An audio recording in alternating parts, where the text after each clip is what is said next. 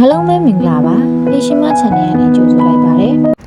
ဒီနေ့အိမ်မှာဝက်ပေါင်ကြောက်လေးကိုကျွတ်နေအောင်กินမယ်ငံပြားရီဖြော်လေးရယ်ဘူစားပဲသီးကြက်ဥကြော်ရေတောက်လေးကတော့စုဖို့ဟင်းရည်လေးချက်ဖြစ်ပါတယ်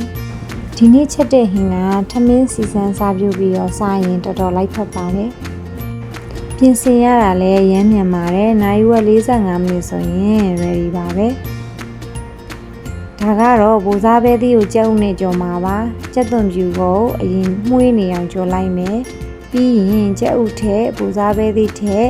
အသီးနှံနေကြော်ရင်ခရူးစီကတော့မပါမဖြစ်ပေါ့နော်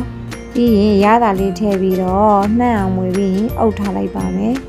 အသီးနှံဆိုတော့အကြာကြီးကြော်စရာမလိုပါဘူးခဏဆိုရင်ရပါပြီစုဖို့ဟင်းအတွက်ကကြက်သွန်တွေကိုပပလေးမယ်အရင်နေ့ကစုပုတ်ကြီးကကြော်စားဖို့ဝယ်ထားတဲ့စုပုတ်ကြီးကိုပဲကျွန်တော်အလွယ်ဟင်းရလုပ်လိုက်တာပါပြီးရင်ရေစိမ်ထားမယ်အဲ့ဒါပြီးရင်ကြက်သွန်နီရဲ့ငပီးပဇွန်ချောက်အရသာစီချက်ရေထည့်ပြီးရင်တည်ထားလိုက်ပါမယ်ရေကပုတ်ပွက်ဆူလာပြီဆိုတာနဲ့စုပုတ်ကိုခတ်လိုက်ပါမယ်ဒါဆိုရင်ရေတောက်စုဖို့ဟင်းလေးရပါပြီ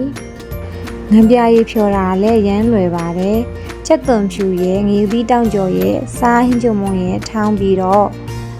ငံပြားရီကြိုထားတာကိုထည့်လိုက်ရုံပါပဲအဲ့ဒါဆိုရင်ငံပြားရီပြော်ရပါပြီ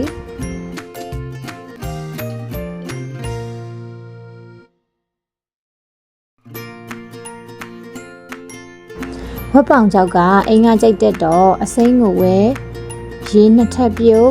ပြီးတော့ထူးကင်းအဲ့လိုလုပ်ပြီးတော့လေးစုပ်အိမ်နဲ့ဆက်ထုတ်ထားတဲ့အခါမှာအခုလိုစားကန်နေကြရင်အာဗန်ထဲမှာ10မိနစ်လောက်ကင်လိုက်တာနဲ့ကျွတ်ရတဲ့ဝက်ပေါင်ကြောက်ကင်လေးရပါတယ်စီလေးဆန်းပြီးရင်အရင်နဲ့စားရောက်မှာပဲကဲအားလုံးပဲစားကြပါအောင်ရှင်